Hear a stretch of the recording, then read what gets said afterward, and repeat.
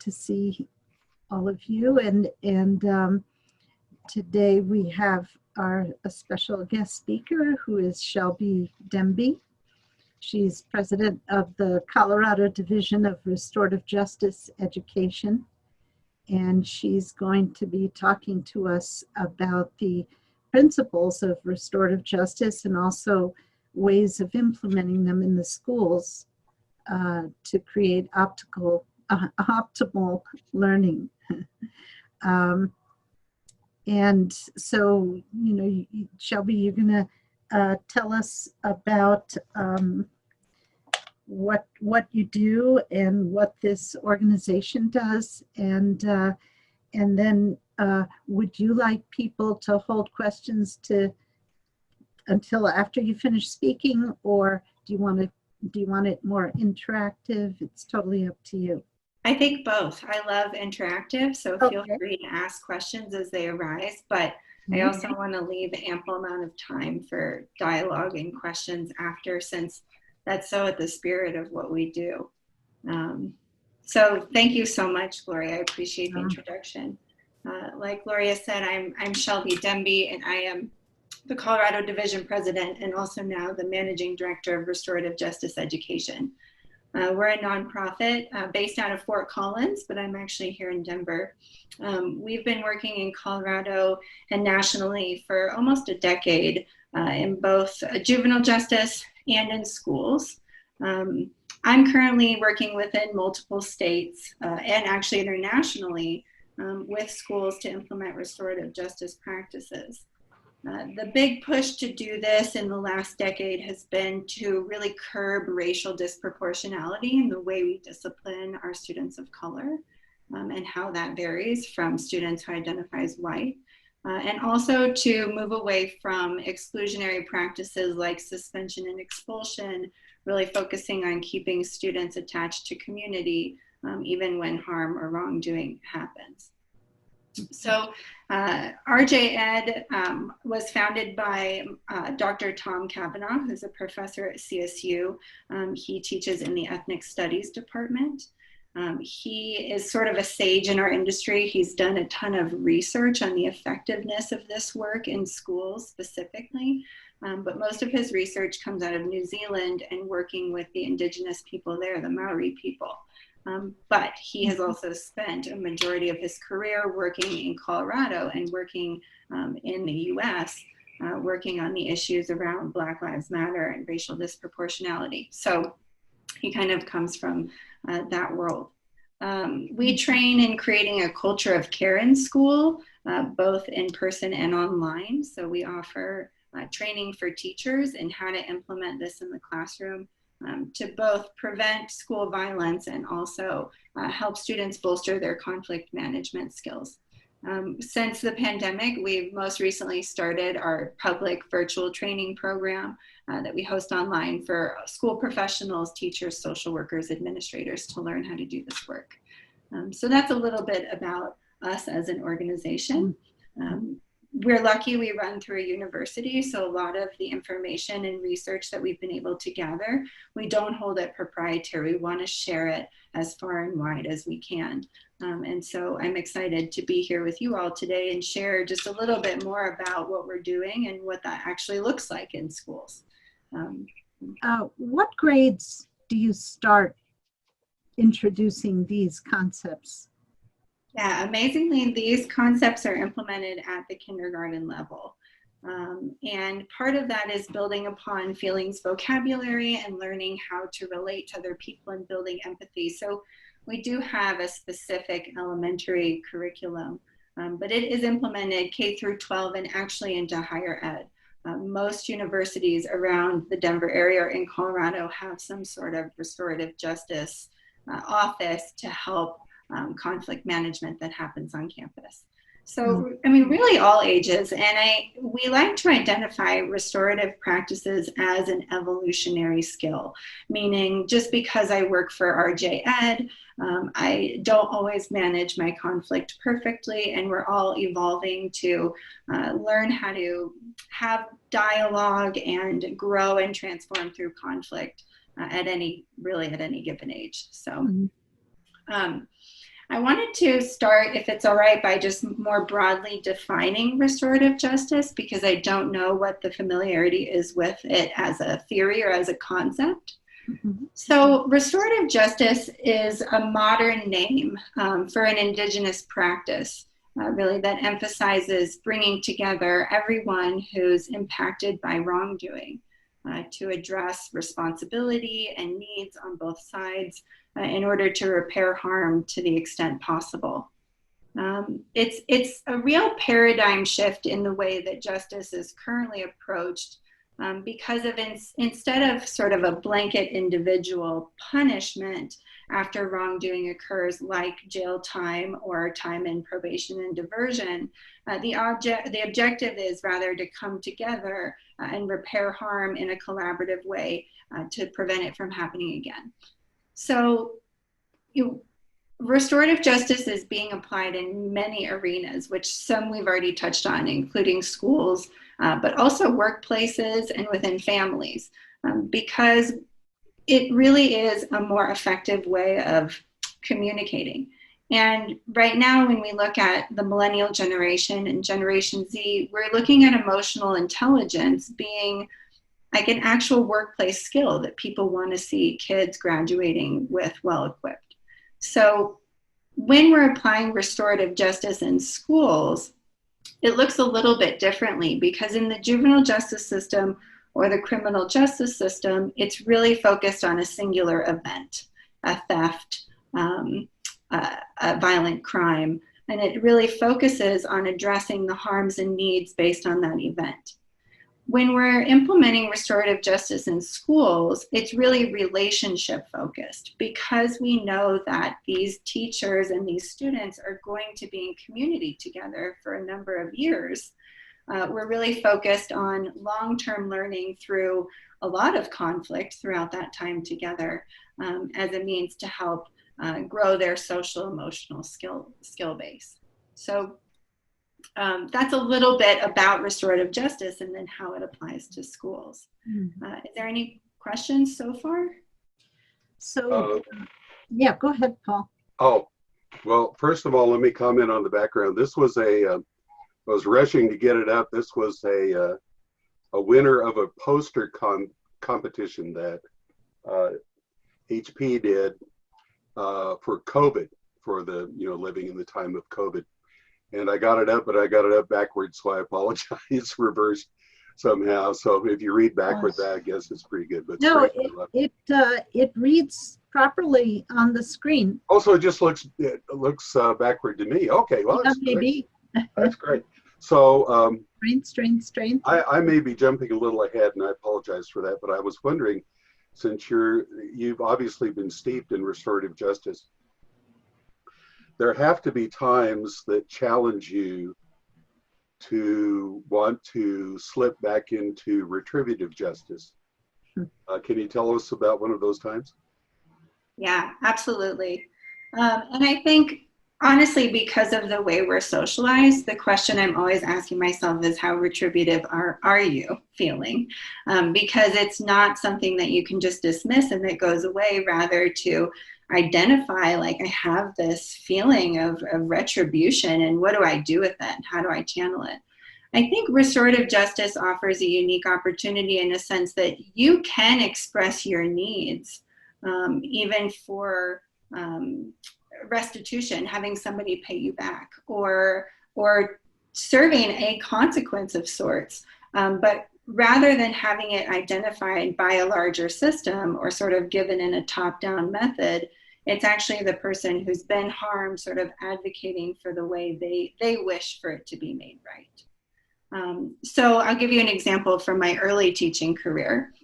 I had a student who stole a cell phone off my desk. And my immediate response was like, I want the $750 to go buy a new phone. And I told the dean that's what I want. And they said, okay, well, let's sit down and let's have a dialogue and let's see if we can come to some sort of agreement. And it comes to find out, I listened to the student's perspective, and the student had two parents that were recently incarcerated. And so the student and his brother had been separated and placed into separate group homes.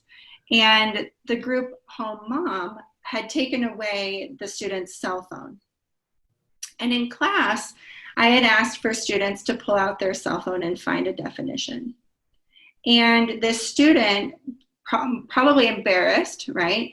And feeling isolated and feeling like they don't have the resource needed to be productive in that environment, was upset and stole my phone. And it was through that experience that not only am I able to really truly empathize and find better understanding, but we came to a much more attainable, realistic agreement about him helping me prepare for class or clean up after class or come in on lunch. And that not only allowed me to build the relationship, but it also allowed me to get to know this person on a human-to-human level. And so I think as much as retributive justice is very instantly gratifying, long-term, it really doesn't provide the opportunity for deep learning that we're really looking for and that we really need. So thank you, Paul. It's a great question. I think that, you know, our justice system is based on a win-lose proposition. And I think restorative justice is more like a win-win proposition. And that's one of the reasons it really appeals to me. Because I think that if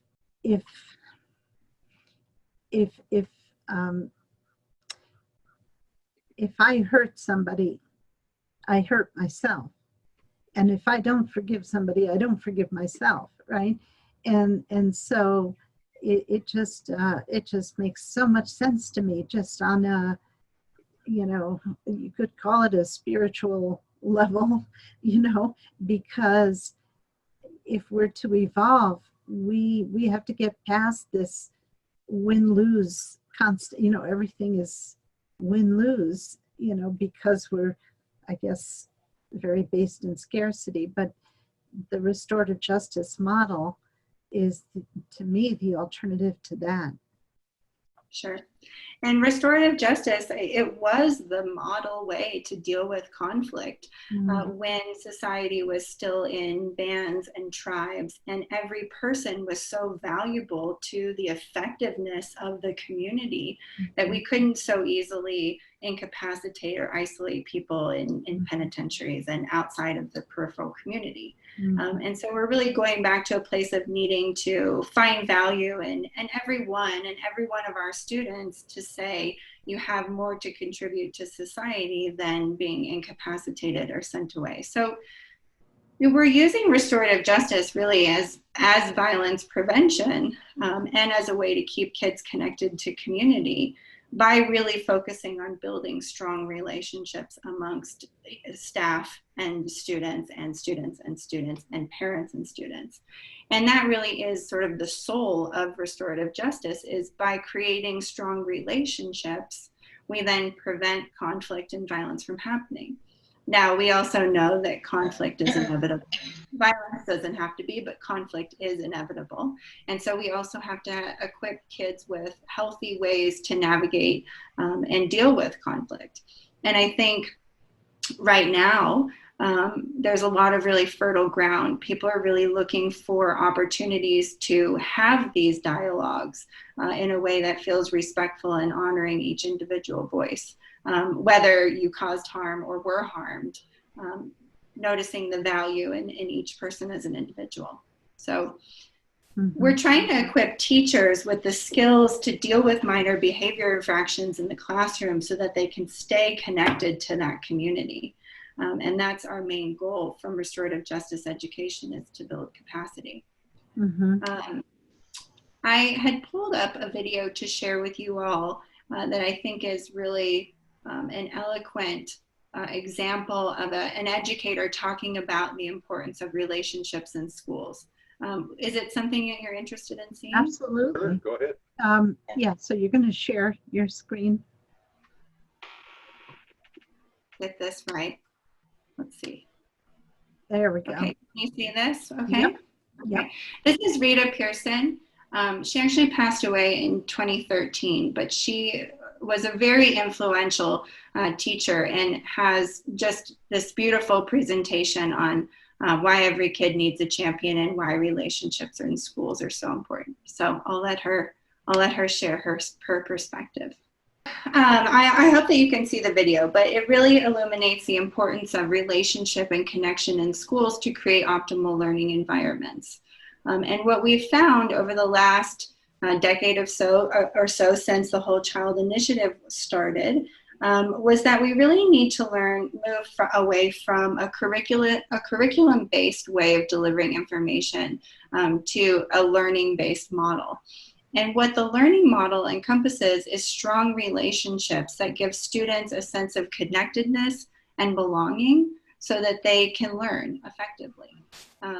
Because you can have the best curriculum, but you may not reach all children unless you have that relationship and care to get to know them in a larger context beyond their role as a student. So we'll see if we can get the video up and running. I think it's a great piece. But if not, that's the general soul behind it. I just hope you can hear me to talk about it. So Shelby, while we're waiting on the video, I have another question. Please. And that is, do you see any link, or have you worked with people who help to facilitate a link between restorative justice and, say, deliberative democracy, or the types of group decision-making where storytelling is more involved in the ultimate outcome? You know, not directly correlated to those things that you mentioned.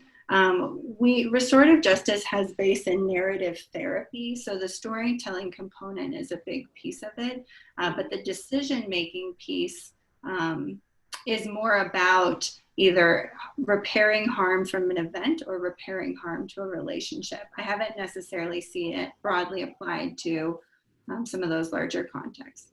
I do have a colleague that would tell you. Have you ever used this to mitigate harm done to a community?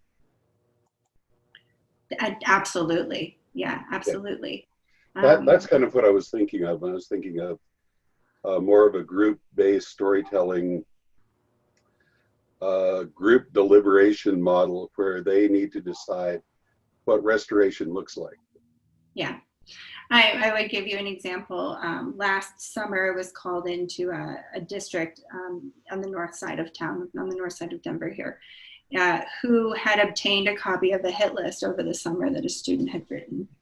And this had happened in a community where it was a new home developed community with a school in the center. So all of the children within that community attended that school.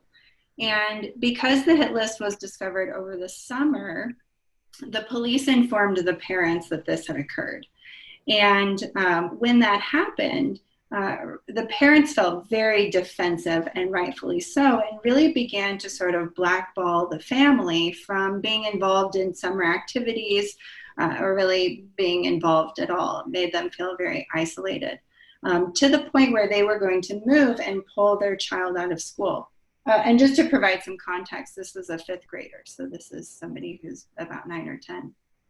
And the school really didn't want that to be the case. They didn't want this family to have to uproot themselves and move because of this conflict. So they called us in to do pre-conferencing and conferencing with 11 families who were on the list. And it was a wonderful experience because all of the parties were willing to attend, right? And the student who wrote the list, he had been through a threat assessment, and he had really communicated with the school that there was no intention behind the hit list, but that the students that were on the list, he had felt had personally harmed him or had treated him disrespectfully. So when we all sat down in circle, and so there's 11 families, there has to be close to 30 of us, we began with the children who were able to sort of express some of their empathy for having mistreated the student, not inviting him to sit with them at lunch, not inviting him to play sports. And once the students were able to model the empathy, you really saw the parents' defensive-ness start to sort of melt away. And they then engaged in a really beautiful conversation about how to support that student, how the harm affected them and the fear that they felt when they found that out. But then also were able to take some ownership for isolating the family from the community. So part of my thinking is that the reason the kids were able to model empathy so quickly is because they had some of the armor of their parents there, right? And also the reason that the parents were able to model empathy and release some of that defensiveness is because they saw their children do it first. And so it's just a very, it was a wonderful example of how community could come together to resolve harm and conflict in a way that reintegrated this family, and they all grew stronger through the adversity. So still sort of this interpersonal conflict, but impacting a larger community for sure. I think I've got the movie, so Okay. I'm going to share my screen. I have spent my entire life either at the schoolhouse, on the way to the schoolhouse, or talking about what happens in the schoolhouse.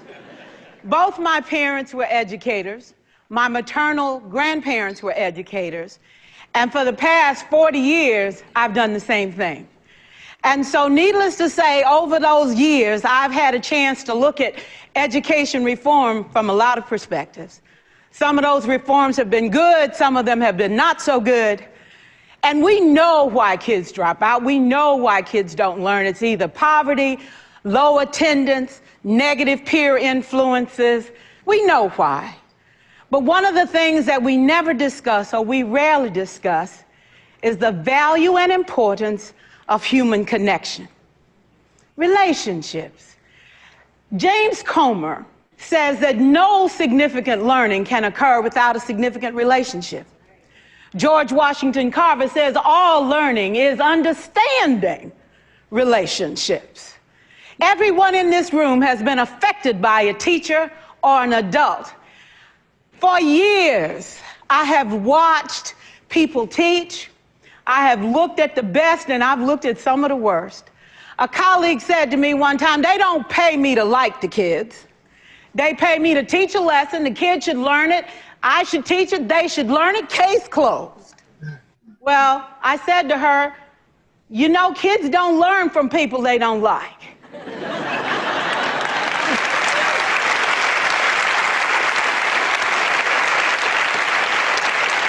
She said, that's just a bunch of hooey. And I said to her, well, your year is gonna be long and arduous, dear. Needless to say, it was. Some people think that you can either have it in you to build a relationship or you don't. I think Stephen Covey had the right idea. He said you ought to just throw in a few simple things, like seeking first to understand as opposed to being understood. Simple things like apologizing. You ever thought about that? Tell a kid you're sorry, they're in shock. I taught a lesson once on ratios. I'm not real good with math, but I was working on it. And I got back and looked at that teacher edition. I taught the whole lesson wrong. So I came back to class the next day and I said, look, guys, I need to apologize. I taught the whole lesson wrong. I'm so sorry. They said, that's okay, Miss Pearson. You were so excited. We just let you go.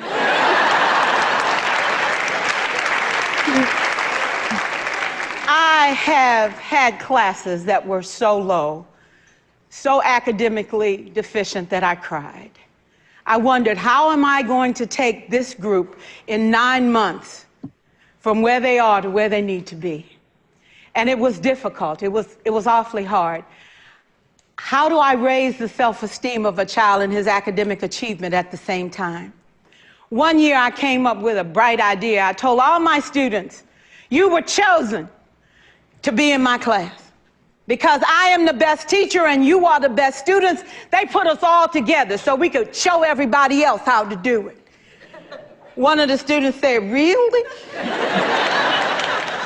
I said, really? We have to show the other classes how to do it. So when we walk down the hall, people will notice us. So you can't make noise, you just have to strut. And I gave him a saying to say, I am somebody. I was somebody when I came. I'll be a better somebody when I leave. I am powerful and I am strong. I deserve the education that I get here. I have things to do, people to impress, and places to go. And they said, yeah. You say it long enough, it starts to be a part of you. And so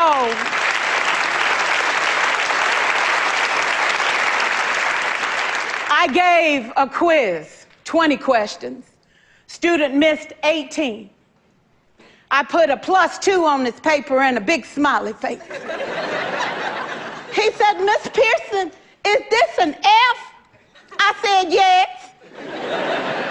He said, "Then why'd you put a smiley face?" I said, "'Cause you on the roll. You got 2 right, you didn't miss them all." I said, "And when we review this, won't you do better?" He said, "Yes, ma'am, I can do better. You see, -18 sucks all the life out of you. +2 said I ain't all bad."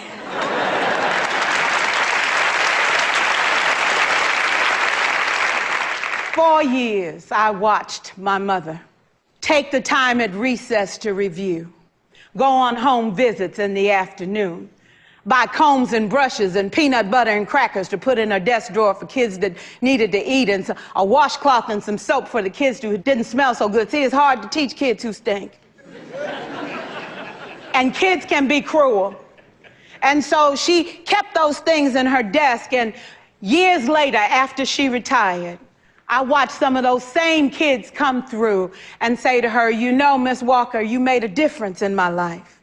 You made it work for me. You made me feel like I was somebody when I knew at the bottom I wasn't. And I want you to just see what I've become." And when my mama died 2 years ago at 92, there were so many former students at her funeral. It brought tears to my eyes, not because she was gone, but because she left a legacy of relationships that could never disappear. Can we stand to have more relationships? Absolutely. Will you like all your children? Of course not. And you know your toughest kids are never absent. Never. You won't like them all, and the tough ones show up for a reason. It's the connection, it's the relationships. And while you won't like them all, the key is they can never, ever know it. So teachers become great actors and great actresses, and we come to work when we don't feel like it, and we listen to policy that doesn't make sense, and we teach anyway. We teach anyway because that's what we do. Teaching and learning should bring joy. How powerful would our world be if we had kids who were not afraid to take risks, who were not afraid to think, and who had a champion? Every child deserves a champion, an adult who will never give up on them, who understands the power of connection and insists that they become the best that they can possibly be. Is this job tough? You betcha. Oh God, you betcha. But it is not impossible. We can do this. We're educators. We're born to make a difference. Thank you so much. That was wonderful. So inspiring. Thank you, Shelby. My pleasure. And this really gets to the heart and soul of what restorative justice practices look like in school. I think that when we talk about building strong relationships, it really is the means to the end in terms of violence prevention. Creating more trauma-aware classrooms and really equipping school staff with the skills they need to deal with minor behaviors so that students stay connected to community. And I think that's really vitally important. Dr. Linda Darling Hammond, who's one of, I think, education's lead researchers, I believe she's out of Stanford, recently released an article that said 95% of all school shootings have been perpetrated by a current or former student. All of who said they didn't feel a sense of belonging or felt mistreated by the school in some regard. And so this really is about going back to the fundamentals of getting to know one another outside of our role as teacher or student, and being able to navigate school on a more human-to-human level. I also think it's important to note that exclusionary practices like detention, expulsion, suspension, and even incarceration have a direct correlation to dropout rates in the school-to-prison pipeline. So when kids exhibit risky behavior, we don't feel it's the time to isolate them from community, but rather through having built those strong relationships with their school, students feel more accountable and responsible for their community, leading them to want to repair the harm, have the desire to make things right. So restorative justice sometimes gets the connotation that it's a reactionary intervention. Once harm has happened, we apply restorative justice. But restorative justice really is about preventing violence and conflict through building strong relationships first. Then, like I mentioned, we know that conflict is inevitable. When you put 400 students and 35 staff in a building together, things are going to come up where we have value or belief differences. And so we need a respectful forum to have those conversations. But we oftentimes see schools maybe jump to using restorative justice as discipline means before using it to build social capital and strong relationships. And that can create sort of an aversion to the process. So we really need to build up the trust and the scaffolding and practice the process of being in circle and being in dialogue before we use it to repair harm. I've always felt that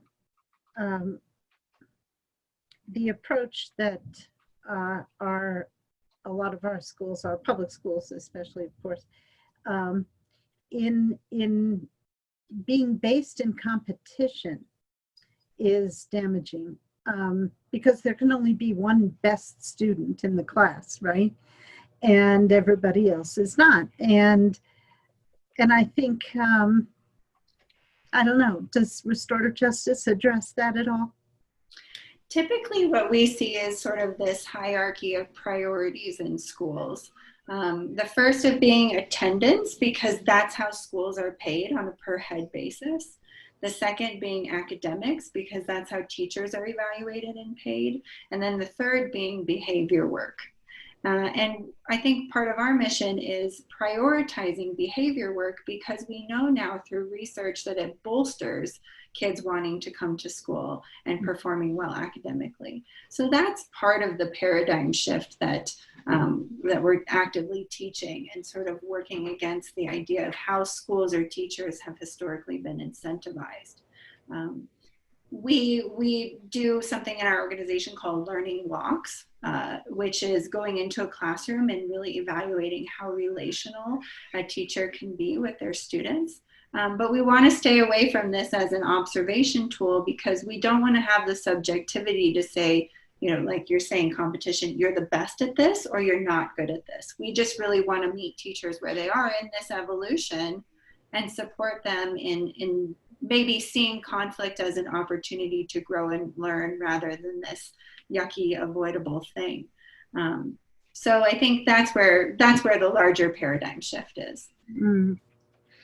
How widespread is your educational system in terms of being implemented in the schools? So it's interesting. There are definitely parts of the country that are leading this work, California and New York State being probably the two most advanced. My organization actually landed the Department of Justice and the Department of Education money to train all New York State schools in restorative justice. And part of that came out of a mandate to decrease racial disproportionality and discipline. So really making school more effective for our students of color. And we're seeing these kinds of mandates happen throughout the country, but it's a slow process. And it's a slow shift away from that sort of instantly gratifying punitive strategy that we discussed earlier.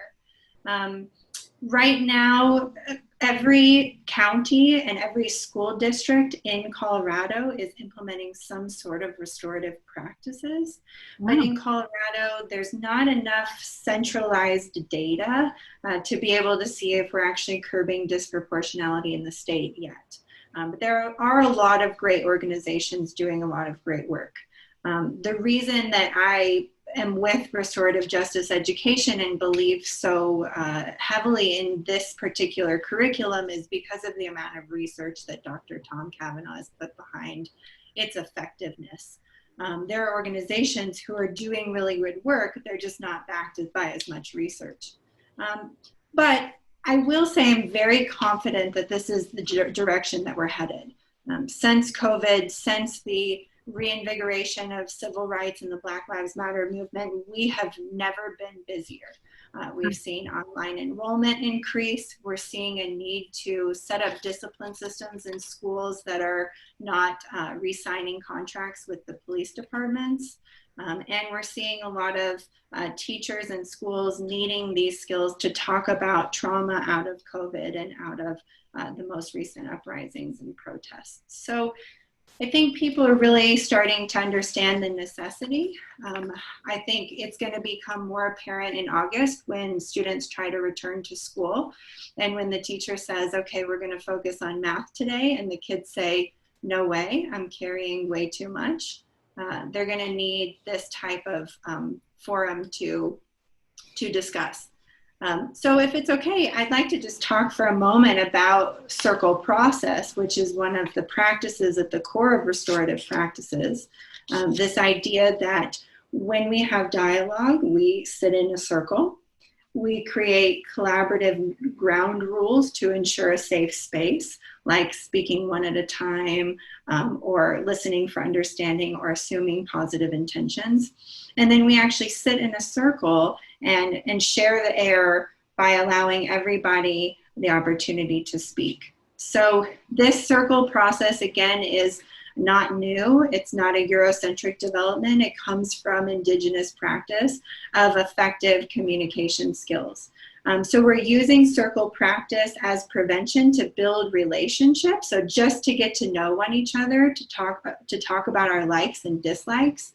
And then we're also using that process, that circle process, to address conflict and harm, either between a small group of people or as an entire community.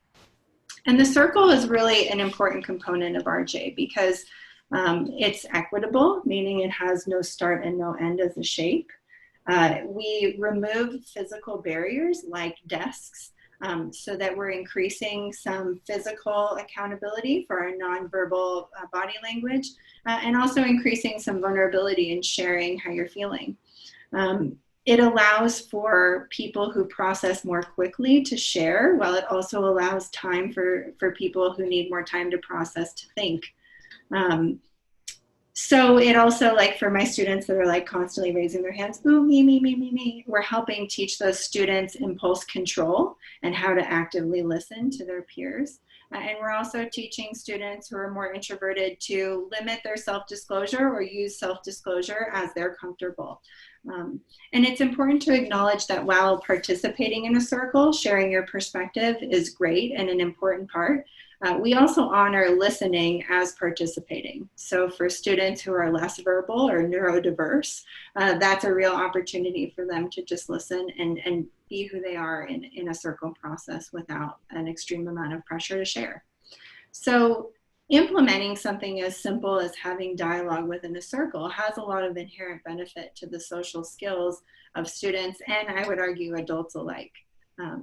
So that's probably the main restorative practice that we're implementing in school, although it's sort of a vehicle for the dialogue. What really matters is the mindset in which we approach conflict as an opportunity to grow and learn rather than an opportunity to punish. So I've yet another question. Please, Paul. And that is, I know that your primary focus is education, but you seem to be well connected in this community. Is anyone making any inroads into the prison system?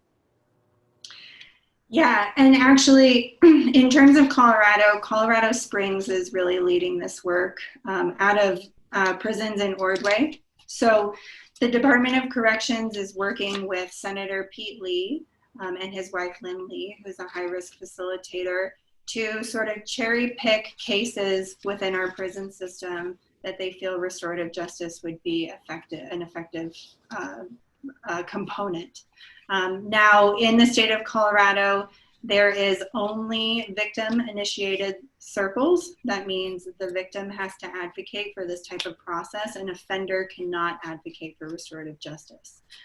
This has been a real passion push from Colorado Victims Assistance. And so that's one component. The other piece is that it has no bearing on sentencing. So it can't impact the way a judge sentences a crime or the way that it's paroled. When offenders and victims are willing to take part in this process, it's really out of the desire to hear one another and repair harm to the extent possible, rather than being able to have it look good in your favor. So those are two sort of interesting pieces. But Colorado is the first state in the nation to create a legislature that handles their restorative justice cases. And part of restitution that each offender pays into an account goes to funding this Restorative Justice Council here in Colorado. This type of dialogue that happens in the prisons is called high-risk victim offender dialogue. And these cases span a minimum of 6 months to a decade sometimes, with all of the preparation that goes into it to ensure that no harm happens. If you're interested, Paul, there's some really interesting cases that have been put through restorative justice here. I'm trying to think of his last name. I interviewed a man named Bryce who actually murdered the son of a woman named Peggy, who went through restorative justice process, and he is located at the Ordway prison, and they have actually a pretty amazing relationship now, but they're one of the first cases that went through high-risk victim offender dialogue in the state. So there's some really neat examples, and I can always resource you further on the RJ Council or the high-risk dialogue portion. I would love to see those. Is it also being taught internally within the prison amongst the prisoners? You know, it's funny you ask, because when we interviewed Bryce, this was one of his motivations to sort of share this empowering process where he was able to take responsibility for the harm that he caused and try to repair that to the extent possible. But there's a real push against victim or offender initiated process. There are people within the restorative justice community that are advocating for offender initiated process. And what this would most likely look like is to give these guys or women the opportunity to have restorative dialogue without the victim present, either with a stand-in community member or someone else sharing that perspective. So there is a desire there, but I'm not sure that it's been really pursued yet. Thank you.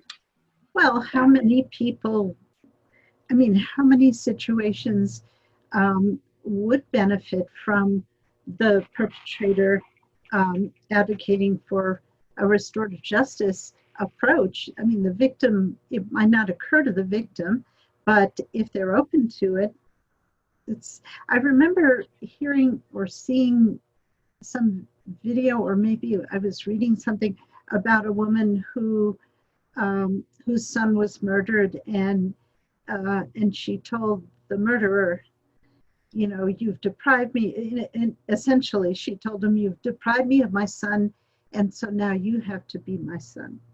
And they established this amazing relationship where they became very close. Yeah. I think for a lot of, especially more, I mean, obviously for major offenses like murder, it can be effective. I think it's definitely effective for a lot of minor offenses that take place, similar to the story I shared about having my phone stolen by a former student.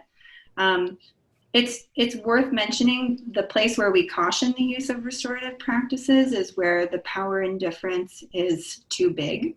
So in the use of sexual assault and in the use of in the case of domestic violence, we really, because we can't create a more level playing field within Circle, we just haven't gone there yet as a community, as an industry. But there are people talking about adaptations and ways to do that work with those types of offenses. But historically, it's been something that we sort of shy away from. So it's also worth noting there is some good work happening in the city. There's a group called the Second Chance Center that works with a woman named Charlotta Evans, who her 3-year-old son was killed in a drive-by shooting. And she actually advocated for all three of the shooters to be tried as adults, and they were 16. And so the three of them got life sentences. And years later, probably a decade later, she decided to pursue a restorative process with them. And since has basically flipped the script and advocated for juveniles to never be tried as adults, because she really wants these young men to have a second chance and to evolve past their crime. And so she's now a huge advocate for restorative justice. So there's a lot of different ways that people come to this realization or desire that they want to do it.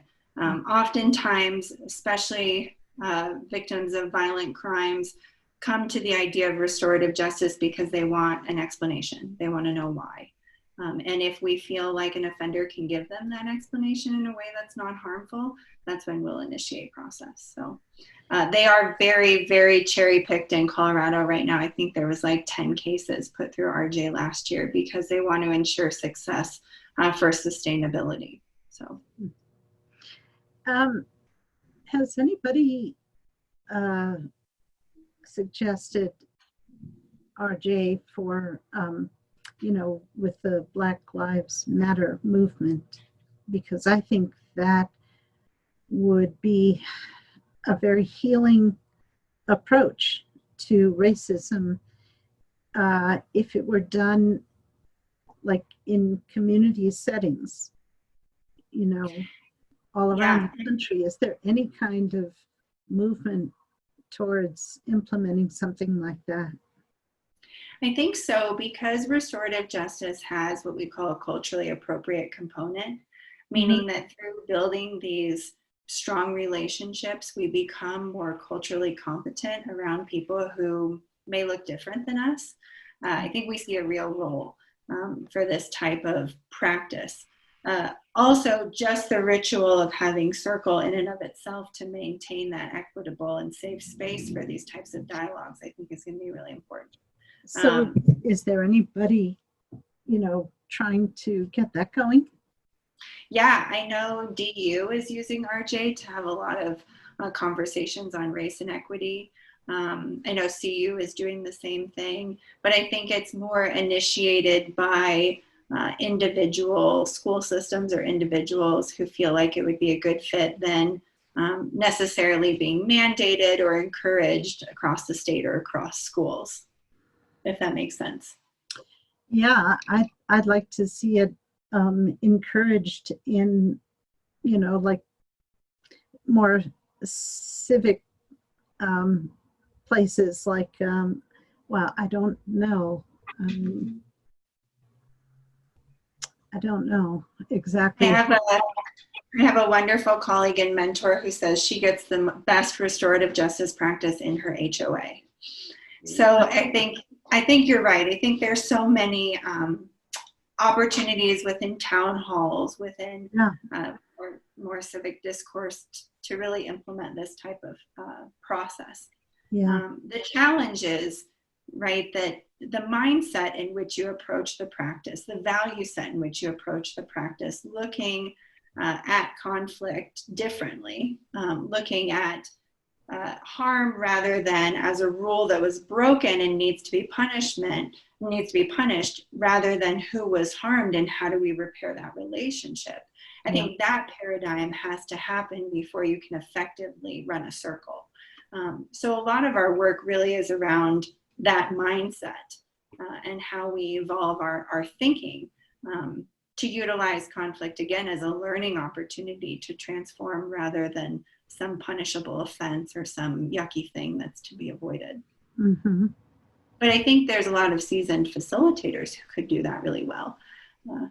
I just think, the process in and of itself is beautiful and has a lot of value, but it's really the mindset in which you facilitate these conversations that matter. I mean, if they could do it in South Africa and Rwanda and, places that had such over the top violence and brutality and racism and, genocide. I mean, if they could do it in places like that, they could do it here. It's a question of wanting to do it, Yeah. maybe they should start with Congress.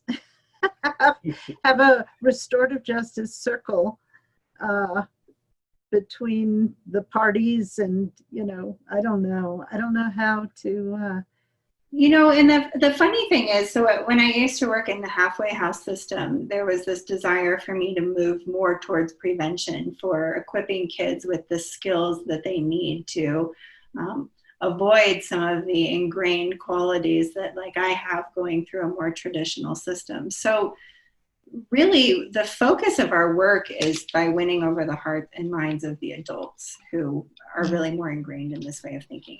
Our kids are really malleable and wanting to try something new and are willing to sit in circle.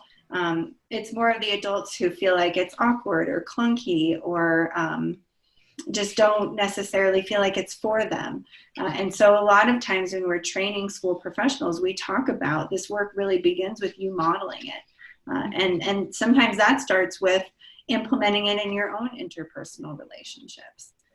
And that's how we feel the transformational power of it. That's how we take ownership and then begin to model it and roll it out to our students. But I used to work in schools doing discipline with children, and we've just moved away from that model into building greater capacity for teachers. Because the work really starts with the adults who are more ingrained in this punitive way of thinking. Yeah. So with that being said, I think we should all be willing to do it more and try it more and be okay taking responsibility for our actions. But we also are very much socialized to go like this, that, taking responsibility looks like assuming guilt or weak. So again, it's this larger paradigm from teaching in a top-down approach to doing school with kids and being able to model vulnerability and making mistakes. Yeah. Anybody else have a question? I was just going to comment that in order to change the kids, you might be able to approach the parents more than to change the children. Because they are the responsible for these kids. They have to consult the parents before they do anything. That's how I see it. Yeah, thank you, Nancy. I think that's such an important component of the school community that's often left out of the equation.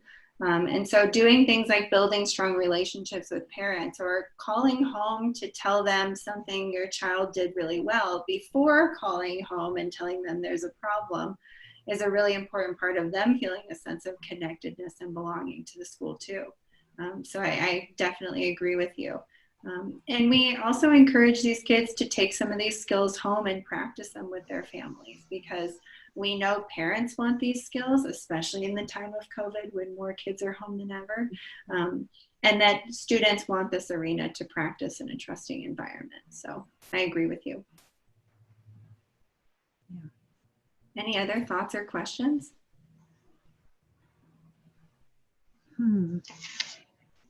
I have one. I just read a piece by Ted Rubin, who was one pioneer. He is now 94, and he wrote 7 books in the topic. And I think he created a code, child code or something, for the, not sure if it was for the state or for the union, the country. Do you know anything about it? How is the code now? What's happening in that? I don't know about it, but I would love to learn more about it. Celia, if you could send me some information, maybe in the chat box, I would love to learn more. I'm not familiar with his work, so I wish I could speak to it, but I just can't. Yeah, he was a judge. He got throughout his life a lot of positions in the restorative justice, and wrote books and combined with education, a lot of projects. Tell me his name one more time. Ted Rubin. Rubin. Okay. And he is, Huh, he still lives in Boulder. I invited him to come, but I don't know what happened. Just Well, you know, I'm sure he would know my founder just because he sounds like such a sage in Colorado, but I'm just not familiar with him. I'm excited to learn more. okay. so you can tell him that we are recording this. So if he emails me, I'll send him the recording once it's ready. Yeah, there are a number of people who have texted me while this was going on, saying that they were not able to attend, but please send the recording, and a few people who are not on video who are attending also. So I suspect this will go to a lot of people who you don't see today. Great, and please know that we're a resource available to you to ask those tough questions and continue to be a thought partner. Our website, shockingly, is restorativejustice.com. This is part of my boss being in this field since 1980. So you can always learn more there too. I also like to plug, there's these wonderful books. They're called the Little Books.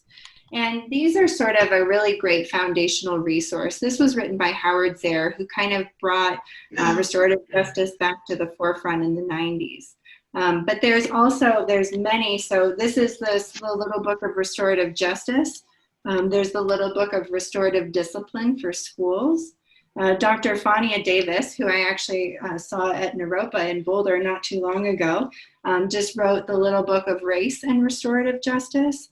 Oh. So this is a really, and they're like plain reads. I think they're all less than 100 pages, and they're just a really great resource to learn more about sort of the different avenues that restorative justice is being applied and how it intersects with other social justice issues like schools or race and equity. So I would encourage those as great reads too. Yeah, maybe we could do a study group around that at some point. Yeah, but I would be delighted to talk with anyone further about the work that we're doing or answer any questions that you might have. I told Gloria I have to jump off at 6:15 because I have to go fetch my daughter from my mother's house. But please know that you feel free to reach out to me separately to continue any sort of dialogue that you'd like. I'm going to put my email in the chat box so that if you want to grab it, you can. Well, Shelby, before you get away, I have a comment and a question. First of all, I've known and loved many people in the RJ community. I think it's wonderful work that you're doing, and I must say you are probably within the top 2 or 3 people in terms of being an articulate apologist for this particular philosophy. And I'm just amazed at how well you can present the ideas in such a succinct and professional way. And so kudos to you for that. Second of all, have you ever considered, since we have the little books of RJ, have you ever considered doing a board game? It's a wonderful idea. Thank you, Paul, first off, for your kind words. It's invigorating for me to keep doing this work since we've been extremely busy and for me to not burn out. So thank you. Your words mean a lot. The International Institute of Restorative Practices, IIRP, has released some card games related to like open-ended questions and relationship building. But I would love to see more fun adaptations for this work. We try to ebb and flow between heavier dialogues and just fun relationship building. And I think we lack on that prevention fun spectrum, right? It tends to get into serious dialogue fairly quickly. So I would love to see more of that. I did have a school, I think you'd like to hear this, that just adapted some of the restorative questions into a playground labyrinth so that the kids can walk through it and answer the questions and then go on to the next one and then end on this maze where they either high five or fist bump, or now it'll be like an air five. But so I love hearing and exploring fun adaptations for this work. I think it's really important. That's great. Thanks again, Paul, and thank you for your challenging questions. I always like to jar my thinking. Quite welcome. And Celia, this newsletter called Juvenile Justice, I have to look into it. So thank you. Yeah. Is it Well, online? this has been an honor for me. I really appreciate the time. And please feel free to reach out, make connections. I think that's what this work is all about. And thank you, Gloria, for putting this together for us. Well, thank you so much for agreeing to come on such short notice. Really appreciate it. And I try to do these every 2 weeks. So please, if you're interested in other aspects of what we're doing in terms of silver linings, just you can join our email list, or I can put you on if you'd like to be on, and you get notifications. That would be great. Please do. I would love to continue conversations with this group.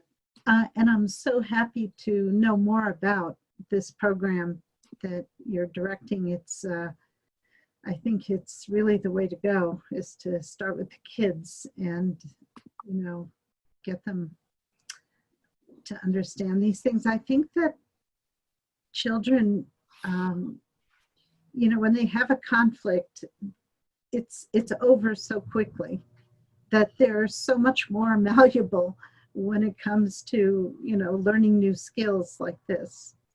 It's really wonderful. Thank you. Well, thank you. I appreciate it. And there's just too much work and not enough of us to do it. So I appreciate you, all the work that you do in this arena too. So thank you all so much. And I'll look forward to next time. Thank you, Ms. Demby. I am just sending you the last article that he wrote to this new letter, which tells his journey. I You would love going to know a lot about a man who, you know, his pathway was in that field. Wonderful. I'm very excited to learn more and potentially connect with him at a future date. So thank you very much for the information. You're sending that to my email address? Yeah. Great. Wonderful. Thank you so much. Put it in the chat also, Celia. Well, it's a file. Oh, it's a file. It's a PDF file. So I can send to you, Gloria, too. Okay, sure. Yeah. Thank you. Thank you. Welcome. Wonderful. Okay. Thank you all. Have a good night. Okay, bye-bye. Thank you, Ms. Demby. Bye. Bye-bye. Well, that was fun. Oh, yeah, it was very interesting. I didn't know this existed. I just learned something new. Uh-huh. All the time. Yeah, I'm sorry that not more people attended, but we'll get it out through the recording. Very educational and very needed in the world right now. Very needed, yeah. Yeah. I wish I had a magic wand and could just, you know, wave it and get all these all these protesters and white supremacists to sit down together. Wouldn't that be something? So all they need is a conversations. That's what I think. Yeah, Maybe is key. Maybe. Communication, yeah. Yeah, it's the difference between, you know, opposition and just trying to understand. Mm. You know, it's like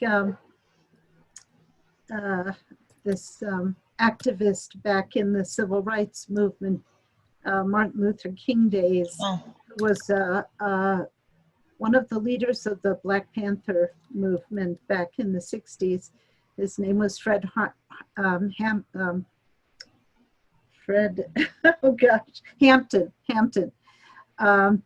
And he said, you can't resolve racism with racism. You have to resolve it with unity. Mm. You know? And he was killed.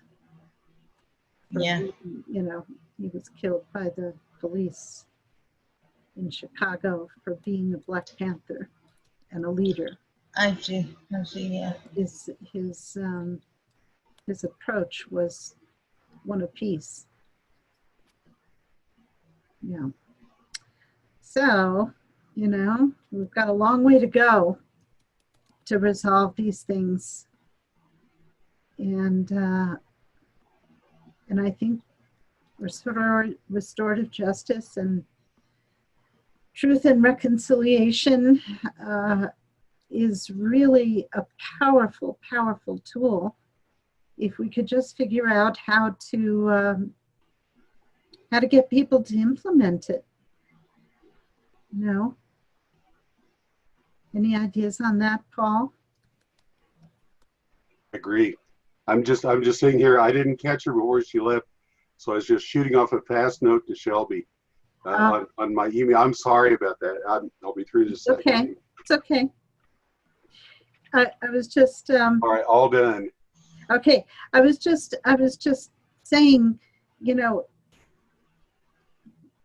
where could something like this get started in terms of the, you know, Black Lives Matter movement? I mean, where do you go to try to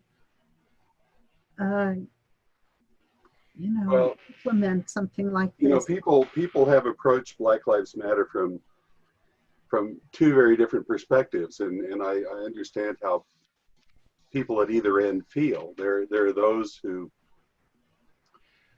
feel that they need to make their voices heard by doing something dramatic. So, you know, a lot of the rioting that we saw at first were people who just had enough, and they felt like the only way to get attention for this issue was to do something really visible and oftentimes very destructive. I get it.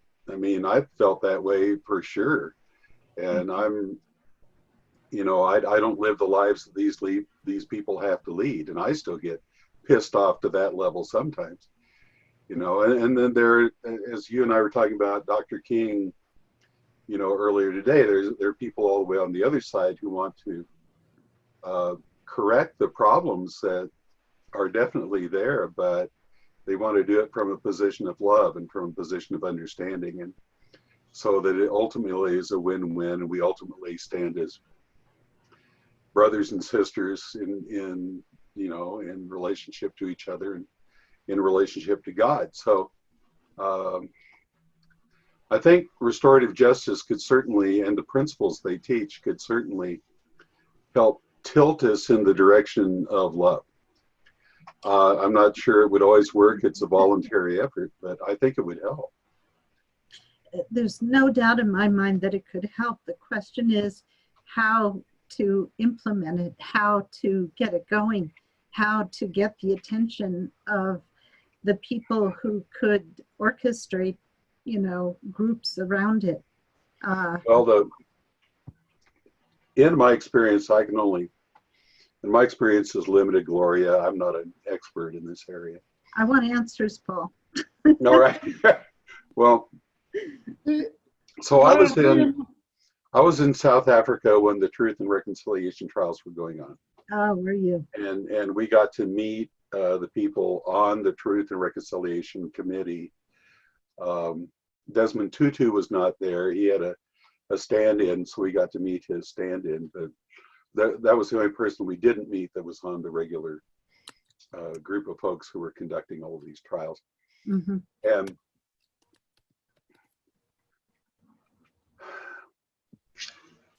they were worn out. I mean, they were absolutely run dry.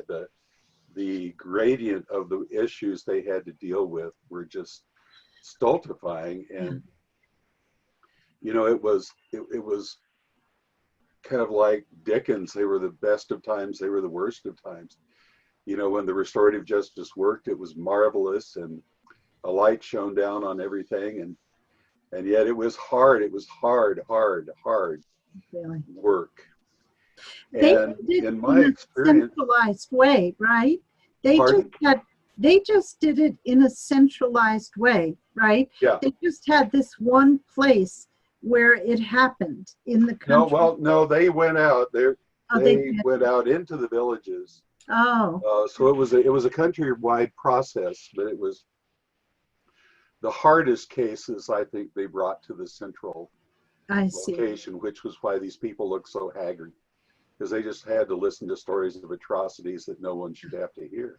Yeah. But my experience of restorative justice is very digital. People on the outside, they kind of think they understand it and it might be a good idea, but they're not real enthusiastic until they've been through the process and been in the system. And then they're wildly enthusiastic about it. Yeah. So the police, the schools, the students, and in other environments too, with people who have been charged with criminal offense. Everybody thinks it's an order of magnitude better than the old retributive justice system, but they have to experience it first. I'm just racking my brain trying to figure out how do we give people an experience. That's why I asked about the board game. Yeah. How do we give people an experience of it just by letting them role play? Yeah. So that they could take a piece of that with them, so they could have a personalized, at least a better personalized understanding of what it's all about. Yeah. As you read about it in a book, I've read lots of books, it doesn't matter. Until you've been there and see it happen. And the written word has the least amount of communication in it of anything. You can hear it and see it and feel it and be in the environment. That's so much more impactful.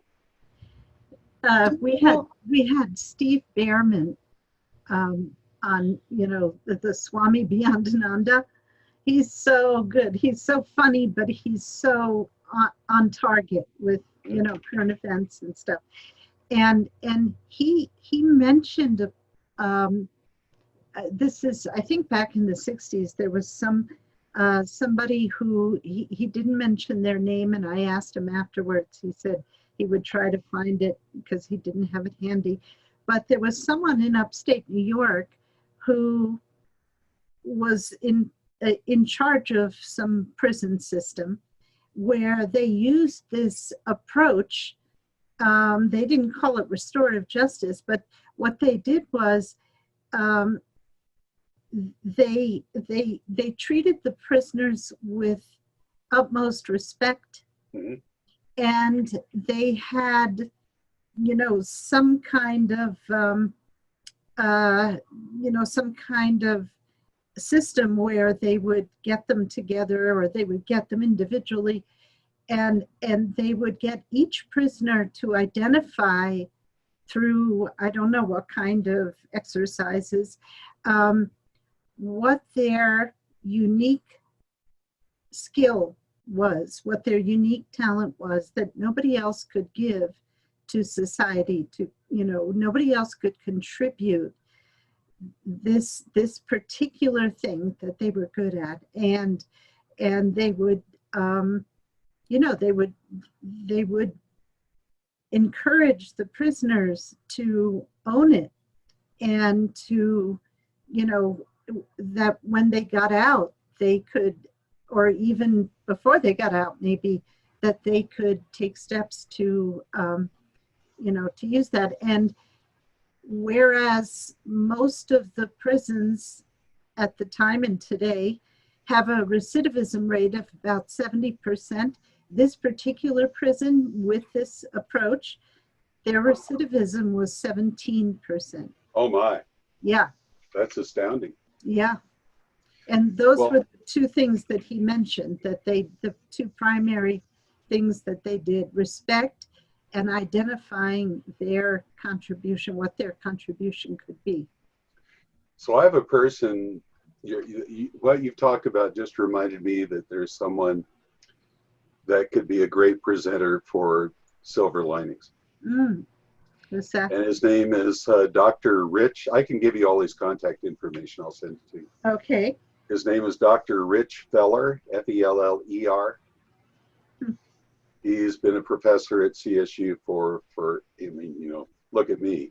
I'm old. He's been a professor for a long time. What does he teach? First of all, Rich is an astoundingly loving person. He just, he embodies what he talks about. But he actually has invented a board game for this very thing. Oh. And he also does consulting in this area as well. Restorative justice. Not restorative justice exactly. It's more around what you were talking about, Okay. where people identify their value and they you know, they learn why they are respectable and why they have something to contribute. Mm. It happens in a group setting, and apparently he's had some pretty profound results.